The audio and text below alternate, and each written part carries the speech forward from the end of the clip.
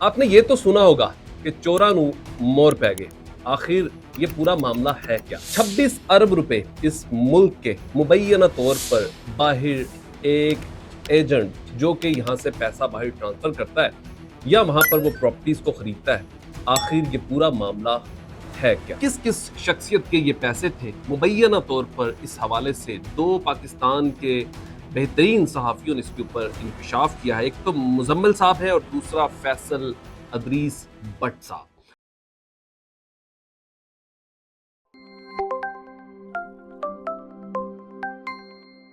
इस पूरी कहानी में, इस पूरे कांड में ऐसी शख्सियत भी शामिल है, ऐसे ऐसे लोग भी शामिल हैं जिनके बारे में सुनकर आप काफी परेशान हो जाएंगे। पाकिस्तान की ताकतवर शख्सियत के जानने वाले या आप कह सकते हैं उनके दोस्त और पाकिस्तान की सियासत से ताल्लुक रखने वाले बहुत सारे लोगों के जो बड़े करीबी ब्यूरोक्रेट्स हैं वो भी शामिल है। आखिर ये पूरी वारदात कैसे डली और हुआ क्या? जब आप कहीं पर तैनात होते हैं तो या तो आप दो चीजें जहन में रखते हैं, या तो आपने खुदा को जान देनी है तो अपनी नौकरी को आप पूरी ईमानदारी से गुजारते हैं, या फिर दूसरा काम, फिर आप अपनी आखिरत भूल जाते हैं तो आप अपनी पूरी यहाँ पर जो आपकी बची जिंदगी है उसको अय्याशी में गुजारने के लिए, या आप उनके लिए जो कभी आपके नहीं बनते वो तमाम कांड करने शुरू कर देते हैं, वो तमाम हदें पार कर देते हैं जिससे आप अपनी आखिरत भी खराब करते हैं और दुनिया में भी लोगों की बददुआएं लेते हैं। इस 25 करोड़ अवाम के पैसों को किस तरीके से इन बड़े बड़े अशरफिया और ब्यूरोक्रेट्स मुबैना तौर पर अपने लिए इस्तेमाल करते हैं और अपने लिए बड़े बड़े महलात तैयार करते हैं, और वो पाकिस्तान नहीं बल्कि पाकिस्तान से बाहर तमाम करप्ट लोगों को नहीं छोड़ूंगा। आखिर फिर जब ना छोड़ने की बात आई, फिर उन्होंने भी क्या किया कि क्यों ना हम अपना बंदोबस्त फिर खुद ही कर लें। अब ये कहानी शुरू होती है एक अली विर्क नामी शख्स से। इससे पहले ख्वाजा आसिफ साहब भी इसके ऊपर बात कर चुके थे और पंजाब असम्बली में पुर्तगाल का नाम बहुत दफा लिया गया था। आखिर ये पुर्तगाल का मामला था क्या? अब मैं जिन शख्सियात के बारे में आपको बताने लगा हूं, यकीन जाने आप हैरान भी होंगे और परेशान भी होंगे। एक तो पाकिस्तान की ताकतवर तरीन शख्सियत के रिश्तेदार भी हैं, उनके 28 अरब रुपए जो है वो मुबैना तौर पर डूब गए हैं। ताकतवर शख्सियत में शामिल है जिसको चीफ मिनिस्टर साहिबा जो है वो तब्दील भी करना चाहती हैं, लेकिन उन्हें नहीं कर पाए। आखिर वो कितने ताकतवर होंगे? कहा जाता है कि मुबैना तौर पर उनके 4 अरब रुपए हैं और ये अभी तक ये भी इत्तलात है कि उन्हें इन पैसों से कोई फर्क नहीं पड़ता और वो अली विर्क साहब का पीछा नहीं करेंगे। अब नवाज शरीफ के बहुत करीबी शख्सियत भी हैं जो कि अली विर्क का निशाना बन गए, और फिर पिंडी डिवीजन में एक पीर साहब है, तो पीर साहब जो है वो 12 करोड़ का चूना जो है उन्हें भी लगा दिया गया है।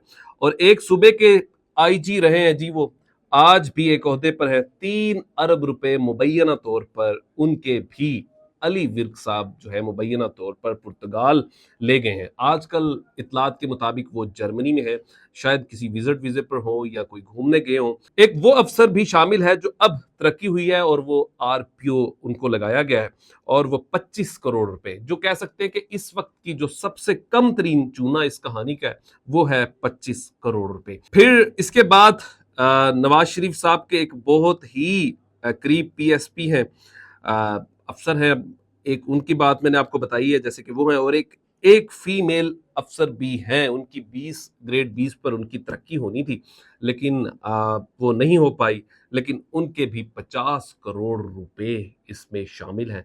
और आप ये देखें कि किस तरीके से कौम को चूना लगाया गया। सारी उम्र मेहनत करते हैं और पंजाबी च साणियां दी कहावत है कि चोरां नूं मोर पै गए, और ये इनके साथ हाथ यही हुआ है। लेकिन अभी भी इनको फर्क इसलिए नहीं पड़ता कि इनके पास ऐसी बहुत सारी कमाइयां जो है वो पड़ी हुई हैं। और पिछले दिनों यासिर शेख साहब ने भी एक जिक्र किया कि किस तरीके से एक बड़ा ब्यूरोक्रेट पैसे यहाँ से मुबैना तौर पर मुल्क से बाहर भेजते हैं। तो आखिर कोई ना कोई इसके अंदर कहानी और सच्चाई शामिल जरूर है।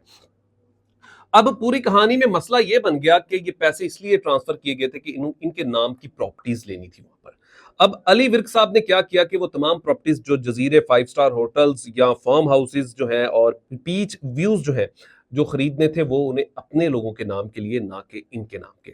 علی ورک صاحب ذرا سیانے تھے اور انہوں نے اس طریقے سے اس کی پوری واردات پھر ڈالی۔ پھر ایک اور جو اس کے اندر جو پوری کہانی ہے کہ اب یہ اتنے زیادہ ایک دوسرے سے شرمندہ ہے، یہ اکٹھے بیٹھ کر میٹنگ بھی نہیں کر سکتے۔ وہ میٹنگ کیوں نہیں کر سکتے کہ آخر بتائیں گے کیا، اور اس کو کسی ادارے کے پاس انویسٹیگیٹ کرنے کے لیے بھی نہیں لے جایا جا سکتا۔ کیوں؟ کیونکہ سب اس حمام میں پھر ننگے ہو جائیں گے، اور ننگے ہونے کے بعد پھر ان کے پلے کچھ نہیں رہے گا۔ تو یہ ایک کہانی پکڑی گئی ہے، اور اس کے اوپر میں نے پہلے کہا کہ خواجہ آصف صاحب بھی بات کر چکے ہیں، اور اس سے پہلے محسن نقوی صاحب بھی، کہ ملک سے بہت پیسہ باہر بھیج دیا گیا ہے۔